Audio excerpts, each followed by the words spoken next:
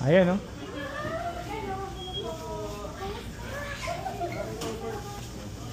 Saan sila? Nasa hotel.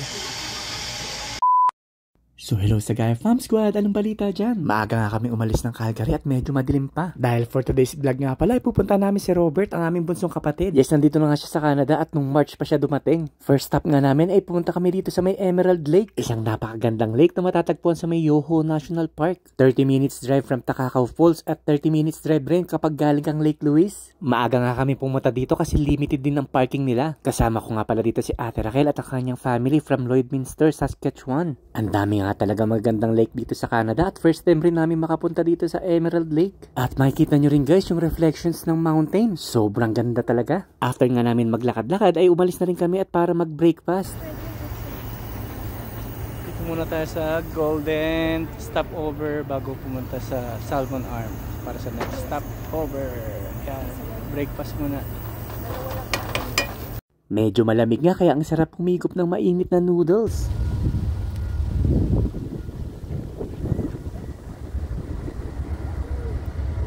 After nga namin mag-breakfast ay dire-diretso na rin kami. Nakatira pala si Robert sa isang napakaliit na town dito sa may British Columbia. Ang pangalan pala ay 100 Mile House, BC. First time ko nga rin narinig yung pangalan. Bukod nga sa Golden BC na marami kang bangin na madadaanan, ay meron ka pa rin isang madadaanan papunta sa kanila na maraming bangin at puro paliko-liko din. Mahirap nga ay drive sa gabi at nakakatakot. Nung makarating na kami sa lugar ni Robert ay nag-check-in na muna kami at pinuntahan namin kung saan siya nagtatrabaho. Ito na po, nandito na po kami sa may A&W dito sa may 100 Miles BC. Yan, pupuntahan po namin si Robert. Sana makita namin. Naka-duty siya ngayon. Sige lang. Busy daw, busy. Ayan, no?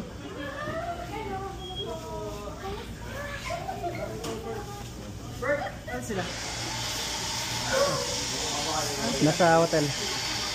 Sinilip nga rin namin kung saan siya nakatira. At nagbigay nga rin kami ng mga gamit na gagamitin niya sa darating na winter. Kinamagahan nga ay pinasyal kami ni Robert sa mga pinupuntahan niyang lugar dito. Dahil nga napakaliit ng town nito ay walang gaanong mapuntahan. Kaya after neto ay dumiretso kami sa may Green Lake Provincial Park. 25 minutes drive lang sa hotel na pinag-check-in na namin. Dito na nga kami magla-lunch, tatambay at magpapalipas ng oras. Pagdating nga namin ay walang gaanong tao kaya't napakatahimik.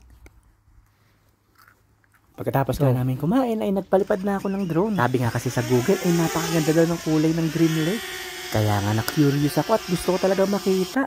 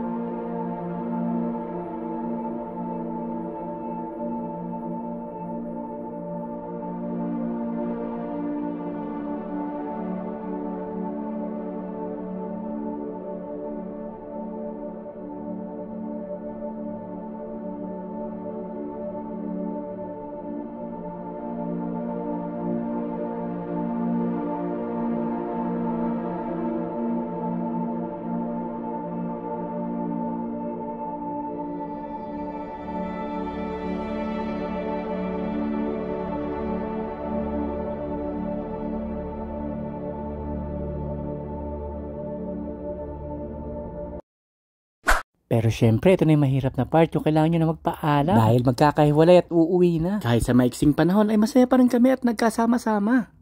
Ikaw mag-iingat dyan. Ingat ka malagi ha. Ayun yan. Naghag ka na kay tita? Adel, hag tito na. Sili yan, nandun kay Luis eh. Kiss na tito, kiss na. Walang ano. Hindi ko makita.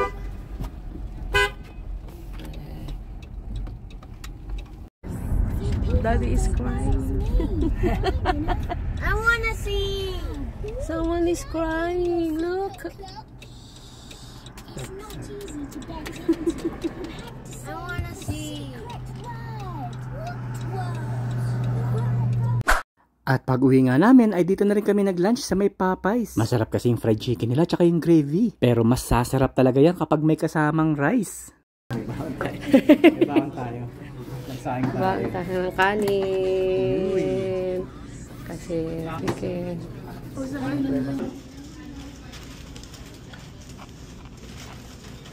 Mas masarap rin syempre yung pag kumakain ka na nakakamay para damang-dama mo yung sarap ng manok. Mapapa-only rice ka nga talaga.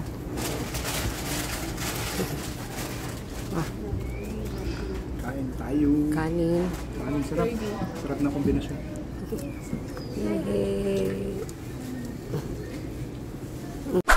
So yun na nga guys, maraming salamat sa panonood. Kita-kits po tayo sa susunod nating vlog. Basta tandaan, sa Gayap Squad, solid tayo.